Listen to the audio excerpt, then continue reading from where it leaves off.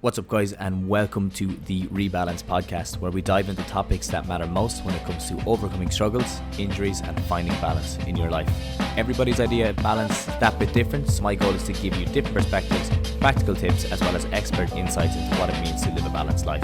My name is Robbie Cassidy. I'm a physiotherapist and a health coach, and I've been helping people reignite their love for challenge, overcome their fear, and find more balance in their life through the process of self-development. So, let's get into it. What's up, guys, and welcome back to the podcast. This episode of the podcast, we're going to look at back issues, and we're going to look at 4 different ways that you can deal with a recurring back issue or recurring back pain. So this isn't if you go in and you injure it straight away in the gym. This is more if you injure it doing whatever and it's stuck around a lot longer than it should, and you're wondering why it keeps happening. Or on the other side, it could be that you injured it years ago and it keeps flaring up, it keeps coming back. So I'm basically going to just talk through how you can help calm that response down, how you can work into it, and how you can change it for the better for the future so that it doesn't happen as much again. Now, this episode is it's top of mind for me at the moment, so I thought it'd be a perfect time to jump into it, because I recently had a consultation with a lady who was dealing with something very similar. It had cropped up because she was in the gym and she was doing a certain exercise, and then after, let's say, the initial injury kicked up, she had tried a couple of things, but it never went away. So I'm basically in this podcast talking about some of the things that we went through, some of the advice that I gave her, some of the things that we talked about, and hopefully then I'll be able to give you a better idea of what you can do to get it right if it ever happens to you, or if it has happened to you, or if it's something that's reoccurring for you. So there's obviously things that I won't be able to talk you through exactly, like the exercises that we may have spoken about, or even some of the more intimate details of the consultation. But what I will do is I'll talk you through exactly what I advised her to do after, as best as I can. I'll try to talk you through it, and hopefully then you'll have a good idea of what to do in future. So one of the first things that we talked about is that I wanted her to, after getting her to go through movements and checking everything and making sure that everything was okay, as well as going through a history of the injury and what had happened, I asked her to start to focus on moving more fluidly, like to move like water. And we tried it then in the consultation, because it's something that when you get an injury, especially a back injury, a lot of the time what you'll do is you'll revert back to this very rigid movement where you don't want to injure it anymore, you don't want to cause any more pain, and this movement can stick around a lot longer than expected. Now, it's okay to do that at the start, but it's not something that you want to stick around for a long time. It's something that it can be a nice protective response, but you want to get rid of it as quick as possible. And you want to start moving fluidly like water, but you won't know what that's like unless you are more aware of how you're moving at the time. Now, the first thing you can do is start to focus on like smaller movements, build up the range as you go, look at warming up as much as you can, where it could be that you're just rotating, you could be that you're just turning, simple things, simple things, running your hands down, trying to touch your knees, trying to touch your shins, trying to get down to your toes, little things like that. But always imagine that you're flowing like water in your head. That is the goal here, and that's so important. If you can get that image into your head where you're transitioning from one position to the next, and what I always think of when I say this is like, if you ever look at McGregor when he comes into the ring and he has that arm swing that he does, the kind of crazy, I don't know what you call it, monkey arm swing. That's the idea. That's the idea that we're looking for, is moving like that, where you're not thinking about what you're doing too much. You don't have to worry about what perfect movement or any specific movement. Instead, you're just looking at flowing and really just easing into it. So you're dropping your shoulder to the inside, you're dropping your shoulder to the opposite side. You might be looking up at the sky. You could be swinging your arms around in circles. You could be touching your knees, touching your toes. As I said, do those rotations. Everything is going to be starting small here. I know it's going to be sore at the start. You're going to have a bit of discomfort. But if you keep on top of these and you just ease into them nice and easy, you'll find that will calm that response down.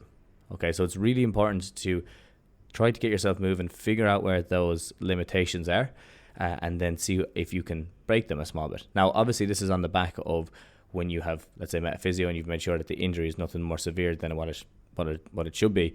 So what I'm giving you here is ideas of something that has stuck around a lot longer than it should have, but the actual injury has been cleared in terms of they told you, okay, this is what it is. It might be non-specific back pain. It could be related to something else. You could be just overprotective, and then you start to move into these. Okay, I always have to you always have to say that, because you need to make sure that people are not just taking advice and going with it straight away. You just need to be safe, okay? So really focus on that, flowing from one position to the next, and you're trying to get then into like a squat position and moving around like that. So very first one is you need to start focusing on moving more fluidly. Moving like water is the easiest way to say it. I think that was a Bruce Lee. That's a Bruce Lee quote, but it does really has a huge effect on your recovery. Number 2, then, we're looking at the breath. Okay, this is something that is so important, and I always bring it up with all of my clients or anyone I work with, because it's a great way of understanding your body more and understanding what's going on around you and understanding how it's reacting to certain things. When you bring a bit more awareness to your breath, you'll see as you go into certain positions, and let's say you're connecting this to the moving like water. When you go in certain positions, you'll find yourself holding your breath. And what you're doing is you're nearly anticipating pain. So you get that response and you really hold it. When you hold your breath like that, everything is going to start to tense up. So that's going to level up the pain. It's going to make the pain feel that much worse as well. As much as it is a fear response, you are anticipating the pain when you do that. And a lot of the time it can just become a habit. It's not that you're consciously holding your breath, it just becomes a habit. And it's a habit that is really important to break. And if you break it earlier on, and instead of holding your breath, notice the movement that you go into, watch the breath. So it like watch your how your body reacts to it. And as I was saying, it's a lot of the time it's just that inhale, sharp inhale, catch it. I always say as well, laugh at yourself for doing it. Okay, so have a little giggle and then extend the exhale. The giggle is a great way of just kind of relaxing you and helping you to feel a bit more comfortable in yourself. And then the extended exhale is you're overriding that response, is the idea of it. And as well as overriding the initial anticipation response, it's a calming response. A long extended exhale is a calming response. And it's good to know that, because you can really use that in so many different situations. So if you can, when you are going through your movements or when you're going through any movement, just become a small bit more aware of your breath and how your breath is reacting to what you're doing and how your body is reacting to your breath as well. Because as I was saying, if it is something that's inherent, if it is something that has been going on for quite a while, your breath will take over. And if you don't curb that response, what will happen is you'll just be stuck in this fight or flight response. And it's common. It happens to everyone. I empathize with people. It happens to everyone. It's not just you. It happens to everyone. It happens to all of us, in that after we get an injury, if you think about if you sprain your ankle and then you go to put your ankle on the ground, you get that kind of, you're like really anticipating it. And it's actually a way of overriding pain initially. But if it becomes an extended response, if it becomes a chronic response, then you can have this negative feedback cycle. And what we're always looking to do here, especially with what I'm talking about in this podcast specifically, this is more the advice around movement and around getting it back, is we're looking to rebuild positive feedback cycles. So if we can do that, you'll find that your recovery just happens a lot faster. And this could be even, like, I know a lot of people who deal with these issues, it happens to them every couple of months, and then they find themselves like that they can't walk, or they can't get out of bed, or they can't go to work, or they can't do certain things because everything has gotten so tight and so sore, and they've fallen back into these old habits. So when I make this podcast, I would say to save it, because it's something that if you are someone who goes into this, it gets caught in this cycle a couple of times throughout the year, or maybe once throughout the year, twice throughout the year, it's going to be something that you can come back to, and it'll be a way of just easing yourself back into the movement and easing yourself back into where you want to be and what you're trying to get to.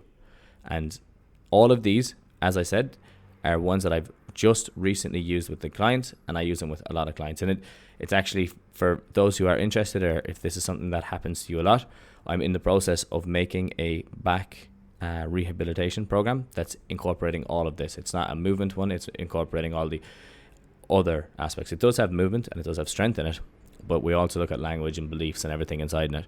So it might be out by the time you listen to this podcast, but if you're listening to this podcast as it comes out, it's going to be a couple of more weeks. And keep an eye on Instagram, a mobility tutor on Instagram. I'm going to be looking for people to get involved, to be the first ones to jump on the program. So they're going to have a lot more feedback. Just keep an eye on Instagram and you'll see that pop up. And if it's something you are interested in, even if it was just you wanted to learn more about the body and how the body reacts, then you can check that out. Now, the third one, and I'm not going to make this podcast too long. I'm going to try to keep it short, concise, so that we can touch on all the bases.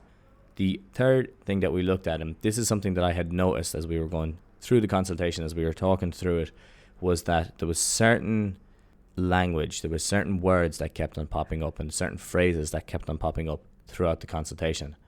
And I was just at the start, I was kind of noticing it, and I was just like kind of banking it and storing it and writing it down and stuff, just so I knew it, or there was other things that we had to deal with at the time. But as we went through the consultation, I noticed that the language this lady was using was actually limiting her in what she could do in some ways.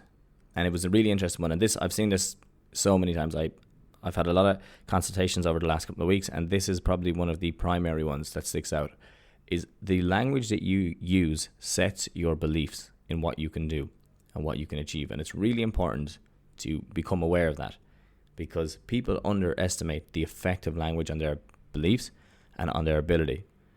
And in this exact situation, what happens is when somebody gets a back issue or has a recurring back injury or a recurring back problem, they start to use this exaggerated catastrophizing language. What's up, guys? Robbie here. I hope you are enjoying the podcast so far. I want to take a moment just to personally ask you for your help. If you're enjoying the podcast, would you be willing to share it with someone you think would love it too? Maybe a friend, family member on social media, or even if you just brought it up in conversation with someone you know. The recommendation means the world to us, and it's because of people like you that we get to be able to produce this podcast on a weekly basis. So thank you so much for your support so far, and I would love if you could help us reach even more people who could benefit from it too. Really appreciate you, and we're going to jump straight back to the podcast. Now, I understand completely you want to get your point across, and this is the thing, and that's why I'm saying it is so common. You want to get your point across. You want to make sure that people understand the pain that you're in, and we all do it. I do it all the time, and it's funny when I catch myself doing it. I'll be like, Jesus, I need to stop doing that, because I always tell people to not do that. But if you watch how you describe things, watch then what you are able to do. So it's like the chicken and the egg situation. A lot of people will start to describe things and they won't even notice, and then after a while that actually becomes their reality. So you'll find that the most common ones I see, especially with this, is like, I can't tie my shoes, I can't do burpees, or I can't climb the stairs. Now, they're all definitely ones that are difficult to do, but if I got you to do it at 5 or 10% and I got you to just break the movement down and work into it, there's a possibility then most likely that you will be able to do it. And I remember I had a recent one that a person said to me, I can't tie my shoes, I can't bend over and tie my shoes. And I was like, okay, that's all right. So I was like, I understand it's obviously a fairly severe issue for you. So the consultation went on, and I was like, okay, can you just step back so we can just, I was in the camera obviously, and I was like, and let me see you go through a couple of basic movements.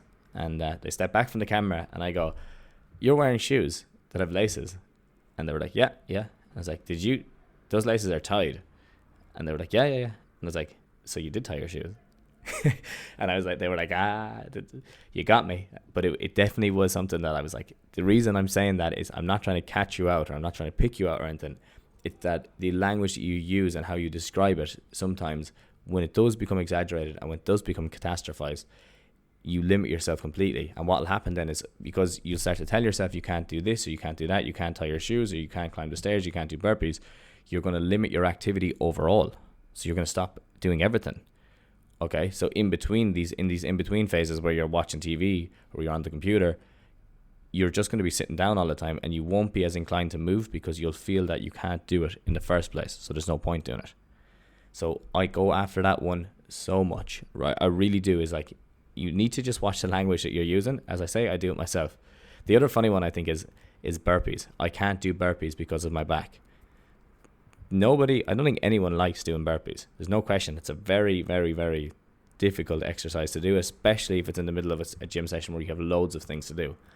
But the idea of you can't do burpees, if you can't do burpees, technically you can't do a squat, or you can't do a push-up, or you can't lie on the ground, and you can't roll out of bed, or you can't jump. So there's loads of different things that connect to that. They're all different separate movements. But in the grand scheme of things, there's going to be someone listening to this like, no, Robbie, I'm not doing burpees, I don't care. But I understand that there's definitely people who you don't want to do burpees because it takes a lot out of you. So if it's affecting your session, there's no problem, do something else.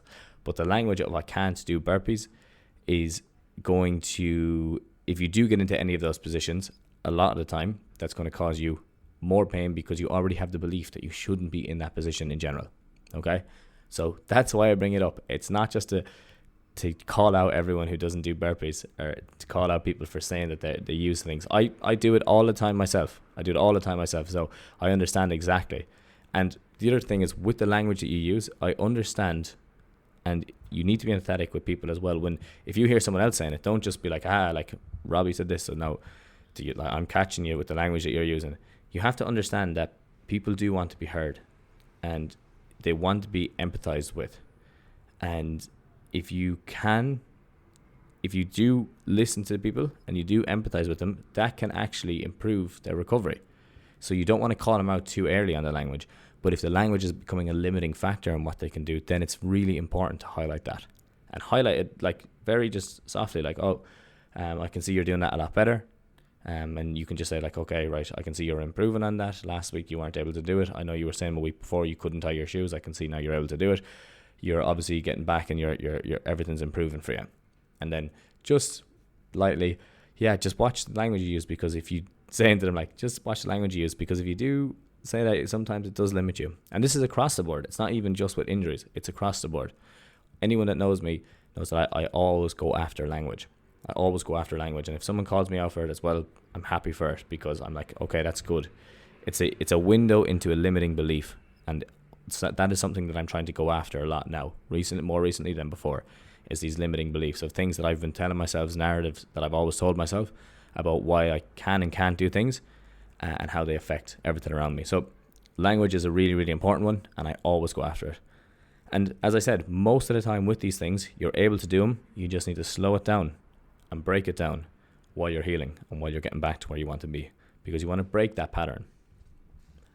Which actually leads me into the last point.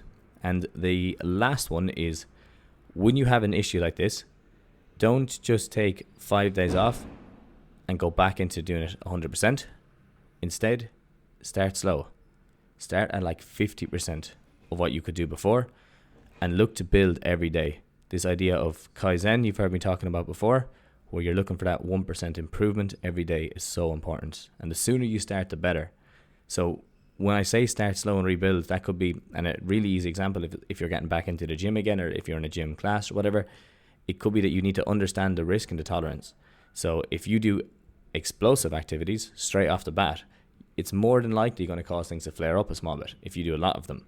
But if you did a limited number of explosive activities, like let's just say, I know a lot of people struggle with kettlebell swings, box jumps, and I'm going to bring up burpees again because they are an explosive activity, there's no question. So you do need to build a tolerance to them. But understand your risk and tolerance. Understand, okay, if I do this exercise now, I know I'm probably going to feel it a small bit more. So can I do either only one set of that exercise and I can do it at 50%, or maybe 2 sets at 40%, and I'll build it up. And then you build it up over the week. Okay, really important and really, really simple way of getting back to where you want to be. The thing is though, you don't want to limit them completely. You don't want to just stop doing them completely. Well, let's say obviously if you get an injury, you're not going to just go back in and start doing them straight away at 100% again. Sometimes you need to build back up and build a foundation again so you can get back into them, no question. But you don't want to just cut them off, like that idea of, I just don't do burpees because no, I'm not doing them. All right, because they hurt me, when really you know it's that you just don't want to do them. I'm sorry for calling people out for that one, but it's such a common one. I do it myself, so I'm as bad. So don't limit what you can do because it'll become a limiting belief, and it'll limit what you can do in future, as well as limiting your return. So start at whatever percentage you need to, 20%, 30%, 40%, and build it up. So each day you get that bit better at it and you improve that much more. And then, as I said, the sooner you start, the better. So start working into it now. If you know somebody who's dealing with this issue, just send them this podcast and just say, look, listen to that and we'll start together. We can start. I know that you're only at 50% right now because now you have a better understanding, or if it's you that has the injury, I know that you're only at 50% right now. That's okay. Let's just get through the first 3 sessions and see how we feel. Okay? And then the next day comes after you do your session and you repeat. You come back. You focus on moving fluidly. You focus on moving yourself nice and relaxed. You watch your breathing. You look to calm your breathing down so that your body moves that bit more relaxed. Then you look at the language that you're using, and the same thing again. You start slowing the exercises and you build them up. So it's a nice repeating cycle. And when you do this, you'll be so surprised with how much of an effect it can have on it. And I know the reason I really wanted to do this is the person that I'm talking about here. Well, to be honest, it's a couple of different people that I have been with over the last week or two. So there was similar issues at similar times, which I think is always interesting how that happens. You always kind of get similar injuries coming to you at the same time. I don't know why that is. But with this one, with the one that's in mind for me, let's say in particular, they said within 4 days they were able to start building back up into the exercises that they had been avoiding for the weeks and months before that. And it was literally just that simple of getting an understanding of what was going on. First, obviously, reaching out to somebody for help, most important thing. And then getting an understanding of what was going on and looking to build on that as they were going through it. And the more they built on it, then they found that each day it was getting better. So 4 days is very little time just to put in the work to get there. But that is everything for me today. I hope that you were able to get something from this. I hope that you were able to take a lot from this podcast. And I definitely would love to hear your feedback on it. And if this is something you would like me to do more on, definitely let me know. The one before this podcast was on Achilles injuries. I know I'll chopping and changing and doing different things, and I have a guest coming on very soon, UFC fighter. He was supposed to be out this week, but it's going to be out next week instead, or the week after, depending. So definitely keep posted for that. And as I said, I'd love to hear your feedback. So just get back onto me on, if you have my WhatsApp number, text me. If you have me on Instagram, just let me know. It'd be really, really interesting to hear. If you don't have me on Instagram, don't have me on WhatsApp, just send me an email at mobilitytutor@gmail.com. As I said, I would love to hear feedback of what you think is most important and what you think would be the best podcast episodes for you, because I am trying to make them for you specifically. Other than that, keep an eye out on Instagram for that program that's going to be coming out. It's it's going to be a different program than what you would have seen before. It's based in physiology, psychology, as well as we're looking at the whole social side of things, and we're trying to just build better habits as well as change thought patterns and break limiting beliefs. And it's going to be focused around back issues at the start, and then hopefully then, all going well, we'll look to extend it. So if that is something that you're interested in, check it out, let me know, and I'll put you on the list to be the first person to get it when it comes out. But that's all for me today, guys. Have a good one. Okay guys, thank you so much for listening to today's podcast. I hope you enjoyed the show. If you're looking to learn more about what we do, as well as check out any of the mobility and rehab programs we have available, just head over to the description of this podcast and you will find a link to all the programs there. As always, thank you for listening, and I will chat to you all again in the next episode. Have a good one.